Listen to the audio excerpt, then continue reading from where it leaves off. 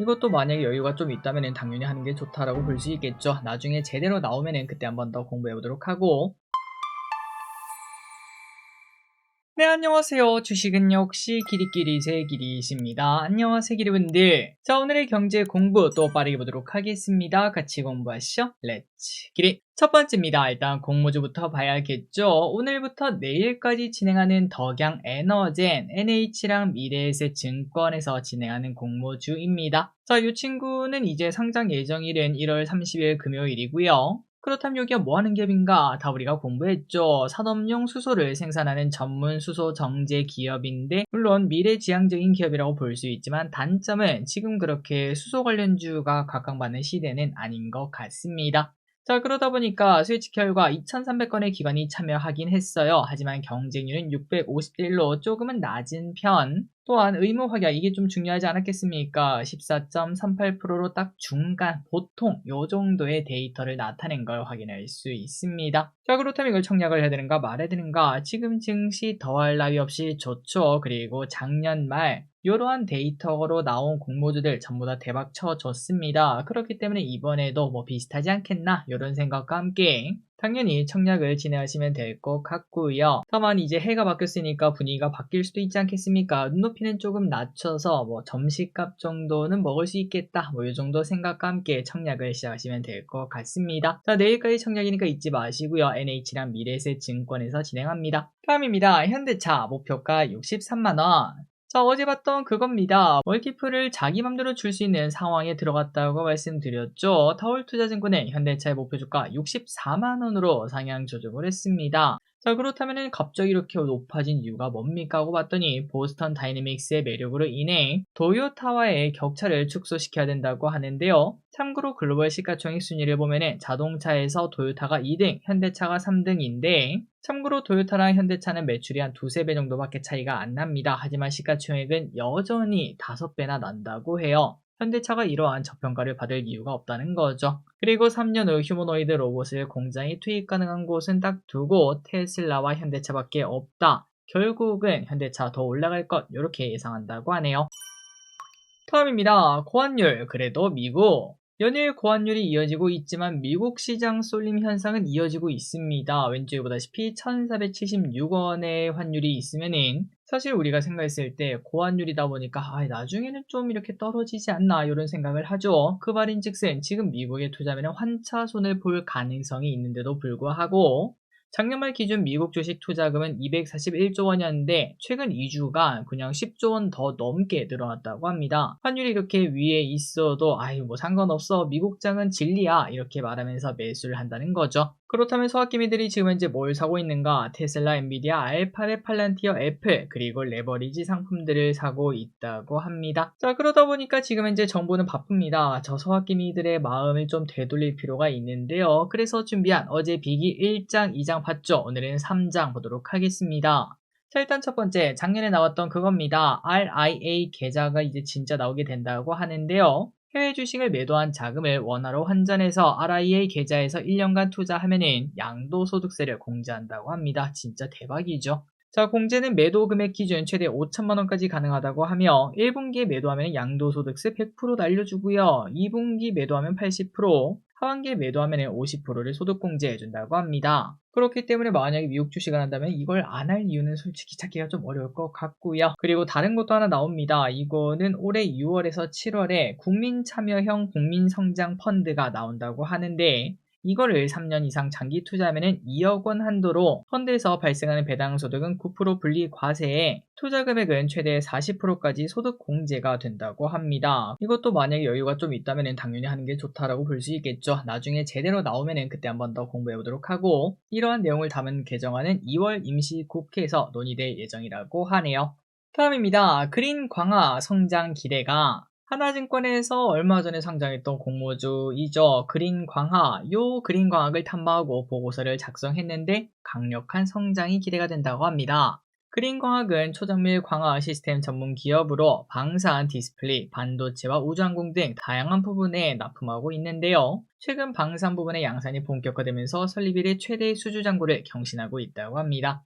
자, 매출만 본다면 올해 50%나 작년보다 성장하고요. 그리고 내년도 올해보다 내년이 35% 성장을 할 것으로 보인다고 하고, 더 중요한 거는 지금 가이던스는 현재 납품이 진행되고 가시화된 품목만 반영된 수치라고 합니다. 여기서 추가로 이제 수주하게 되면 그거보다 플러스 알파라는 것. 그러다 보니까 그린광화 오늘 상한가로 돌진하는 모습을 보여줬네요. 다음입니다. 실리콘트, K뷰티 최선호주. 요즘은 가는 돈만 가는 시장입니다. 물론 과거에도 그렇긴 했어요. 항상 가던 돈만 가죠. 하지만 요즘은 가는 애가 너무 잘 나가니까 좀 더 괴리가 심한 것처럼 느껴지는 것 같습니다. 그래서 저 길이 또 이것저것 많이 보려고 노력하는데, 야, 이게 쉽지 않아요. 살짝 고개를 돌려도 여기서 상한가 저기서 상한가, 그냥 기본 10몇 프로씩 올라간 애들이 있다 보니까 소외주를 공부하기가 쉽지 않은데, 그럼에도 한번 찾아보니까 실리콘2가 딱 눈에 띄더라고요.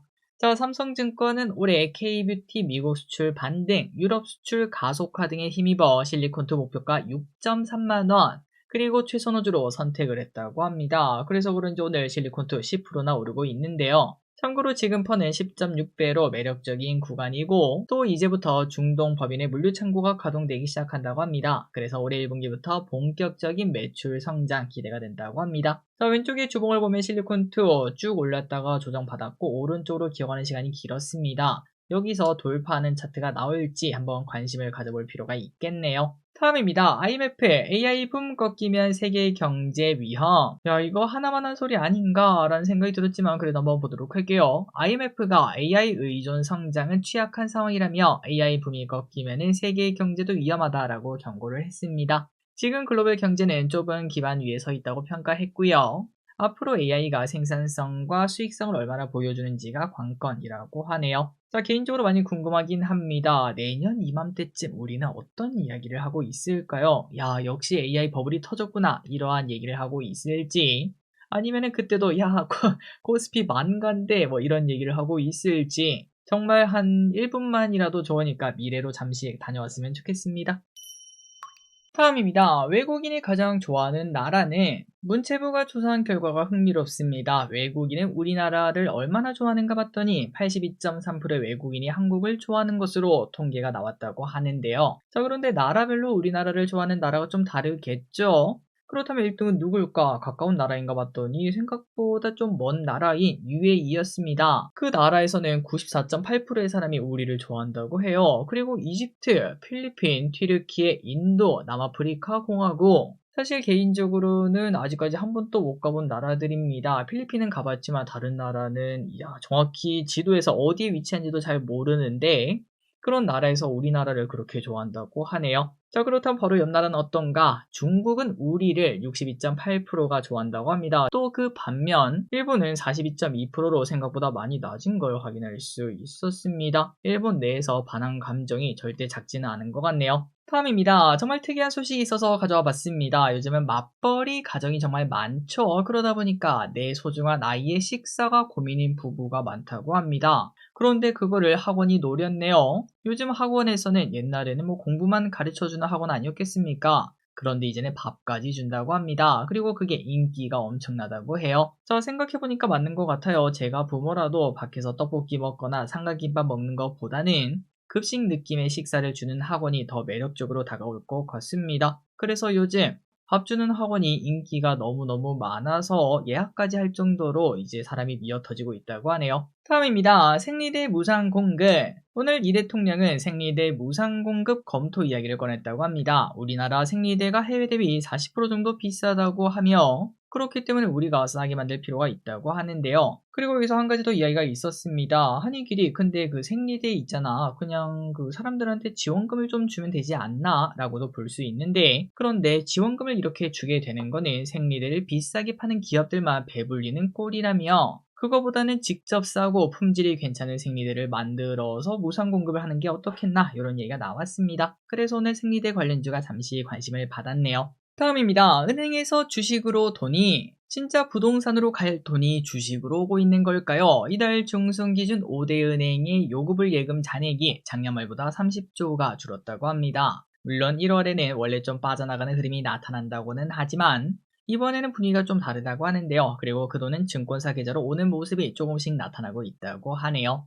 자, 그리고 여기서 중요한 거는 유진투자증권의 의견이 좀 중요할 것 같습니다. 지금 자금 이동은 기관이 많다고 하는데요.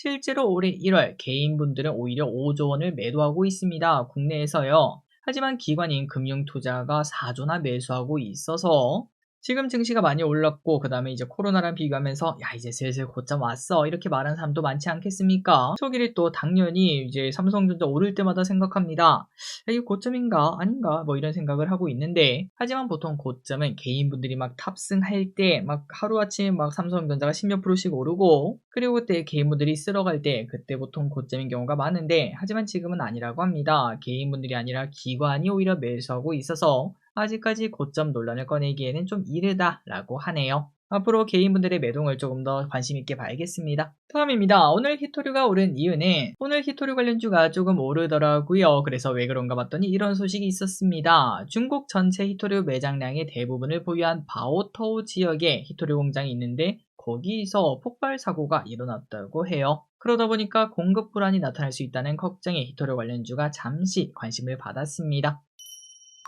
다음입니다. SK텔레콤 52주 신고가. 야, SK텔레콤 갑자기 왜 이러나요? 이틀 연속 엄청난 급등을 보여주고 있는데 갑자기 왜 이러나 봤더니 바로 SK텔레콤이 투자한 AI 기업 엔트로픽 때문에 그렇다고 합니다. 참고로 엔트로픽은 오픈 AI 출신 연구진들이 설립한 생성형 AI 기업인데 기대분들 쓰시는 분들도 계실 겁니다. 클로드라는 AI를 개발한 회사예요. 그런데 SK텔레콤이랑 뭔 상관이냐? 바로 SK텔레콤이 23년 불과 2년 전입니다. 2년 전. 그때 이 회사에 1,400억 원을 투자했는데 그런데 지금 가치가 약 3조 원. 거의 한 20배, 30배 뻥튀기 한 거 아니겠습니까? 그러다 보니까 SK텔레콤이 연일 관심을 받는 모습이라고 합니다. 마지막입니다. 트럼프는 도대체 왜 이러는 거야?